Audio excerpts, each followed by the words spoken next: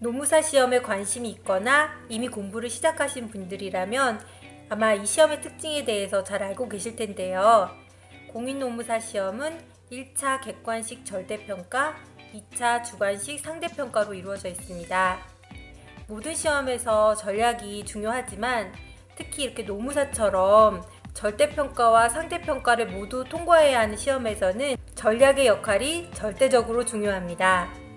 2차는 공부를 할수록 유리하지만 1차는 어느 수준까지만 공부해야 해요. 1차는 95점을 맞든 65점을 맞든 똑같습니다. 통과만 하면 됩니다. 오히려 1차에 너무 많은 에너지를 쏟다 보면 2차를 공부할 시간이 줄어들기 때문에 전체적으로 수험 기간이 길어질 수가 있습니다. 1차는 의식적으로라도 공부량을 줄여야 합니다.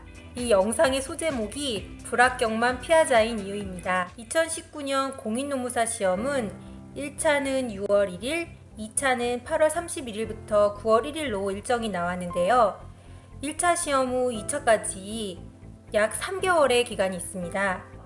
공부를 시작하기에 앞서 2차까지 고려한 학습 스케줄이 짜여져 있어야 합니다. 학습 스케줄은 전업 수험생이냐 아니냐에 따라 달라질 것이고 전공에 따라서 각 과목당 투자해야 되는 시간도 다를 거예요. 이 부분에 대해서는 전문 강사분들이나 학원가의 자료를 통해서 잘 알 것이라고 생각하고요. 저는 여러분들이 각자의 상황에 맞는 스케줄을 잘 짜셨다는 전제하에 구체적으로 문제풀이를 어떻게 진행하면 좋을지에 대해서 이야기를 해보도록 하겠습니다.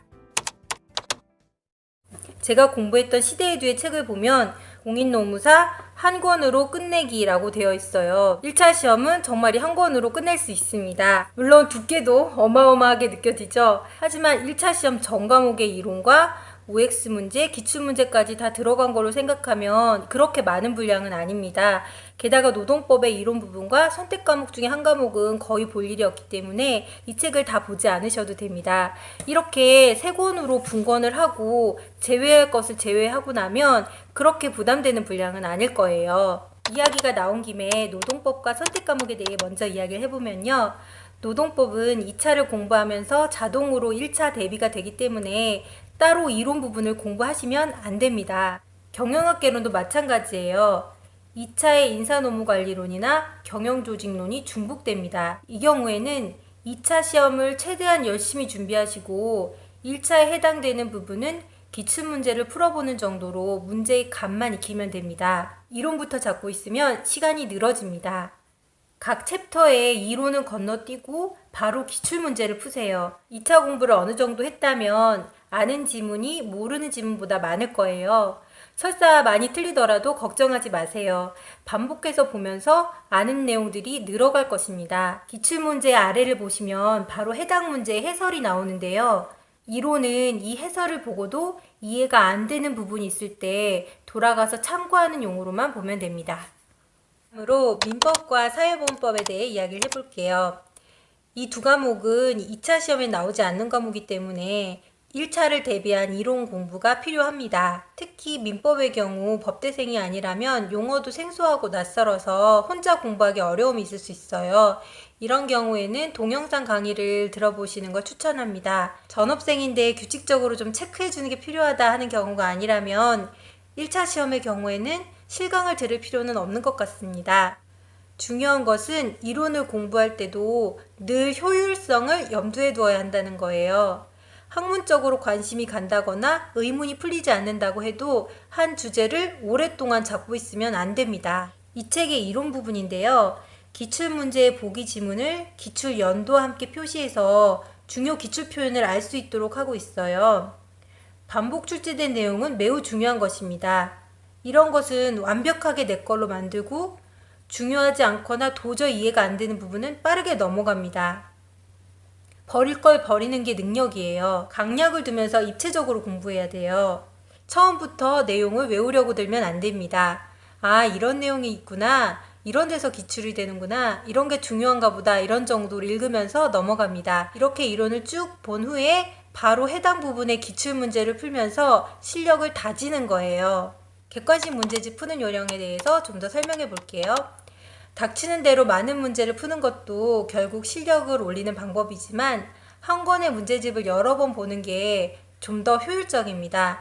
공부법으로 5회독, 10회독 이런 이야기를 들어보셨을 텐데요. 처음부터 끝까지 5번, 10번 본다는 의미가 아닙니다. 중요한 부분, 체크했던 부분, 핵심 내용을 중심으로 해서 눈에 바르는 과정이에요. 그래서 책을 볼 때는 다음에 볼 것을 생각해서 필요한 내용에 체크를 해두는 겁니다. 여기 문제 하나를 예로 들어볼게요. 문제의 지문 하나하나를 내가 아는 것, 모르는 것으로 분류한다고 생각하고 확실히 아는 부분은 그냥 두고 몰랐던 부분만 바른 문장으로 바꾸어서 표시하는 겁니다. 표시는 해설 부분에 해도 좋고 해당 지문에 표시해도 좋습니다. 다음에 볼 때는 표시된 부분만 봅니다. OX 문제를 푸는 방법도 이와 같아요. OX 문제는 지문 하나하나가 분리되어 있으니까 표시가 더욱 쉽겠죠? 문제를 풀면서 기본적으로 너무 많은 고민을 하지 않는 게 좋습니다. 헷갈린 문제는 시험장에서 또 헷갈리니까 표시를 해둬야 되고요. 공부를 할 때는 한 문제를 더 맞추는 게 중요한 게 아닙니다. 이 지문을 내가 정말 아느냐, 모르느냐가 중요하죠.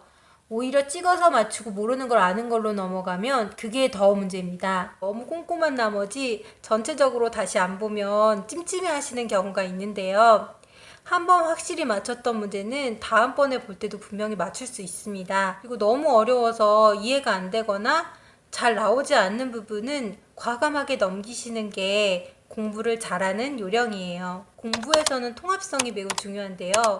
부분 나가는 진도를 마치고 전체적으로 볼 수 있게 되면 연계성이 생기면서 본격적으로 실력이 늘게 됩니다. 미술 시간의 경험이 있잖아요. 전체적으로 스케치를 하고 옅은 색부터 칠하면서 명암도 넣고 그렇게 전체적으로 그림을 완성하죠. 이렇게 한 구퉁이부터 완벽하게 그리고 난 다음에 또 다음 기퉁이로 넘어가고 그러지 않잖아요. 그러니까 최대한 빨리 처음부터 끝까지 본다라고 생각을 하시고 연계성을 만든 후에 통합적으로 이렇게 반복해서 보는 게 실력을 늘리는 데 되게 좋거든요. 이렇게 통합적으로 과목을 훑어볼 수 있는데 되게 최적화된 교재가 연도별, 과목별 기출문제 해설집이거든요. 그래서 저는 그 한 권으로 끝내기와 더해서 이 기출문제 해설집을 병행해서 보는 방법을 추천드려요. 이거는 꼭 진도를 나가야겠다라는 생각보다는 내 실력을 체크해 본다라는 생각으로 풀어보시면 좋을 것 같고요. 저 같은 경우는 이 문제집을 되게 아껴서 봤던 기억이 나거든요. 기출문제를 활용해서 실전 감각을 그대로 느낄 수 있는 가장 좋은 수단이기 때문이에요.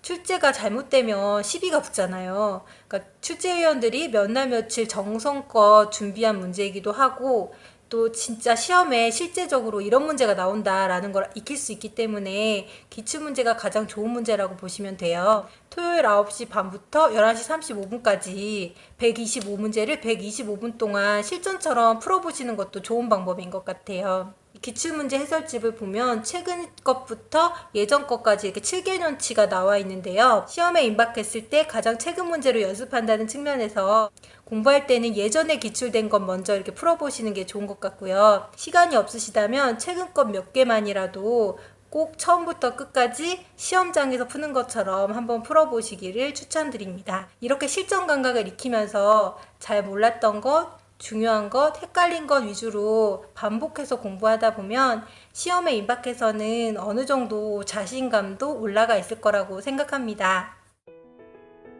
지금까지 공인노무사 1차 문제풀이법에 대해서 이야기를 해봤는데요. 제 경험에 비추어서 몇 가지만 당부드리고 싶어요. 첫째, 완벽주의 버리기.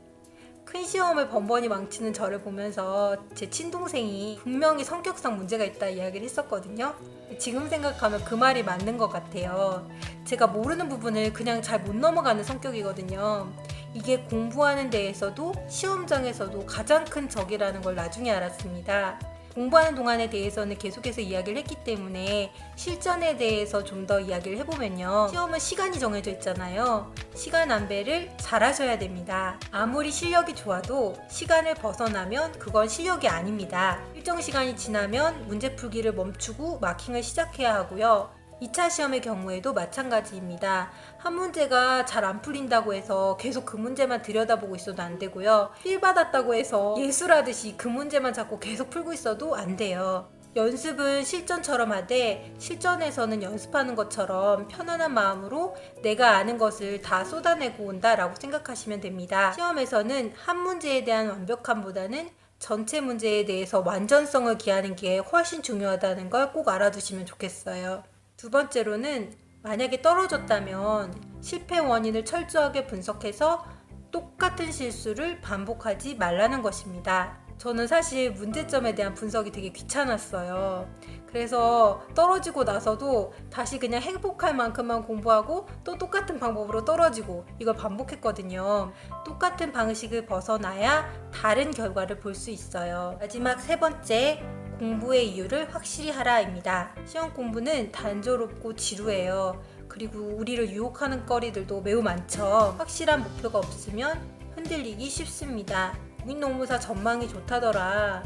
사시 공부해봤으니까 좀 할만하겠지. 이 정도 이유로는 부족해요. 장차 여러분들의 직업이 될 일이고 공부하는 데 2차까지 길게는 몇 년을 투자해서 해야 하는데 그렇게 막연한 환상만 갖고 발을 담그기에는 경쟁률만 올려주는 꼴이 되기 쉽거든요. 생각해보면 저도 되게 무모했던 것 같아요.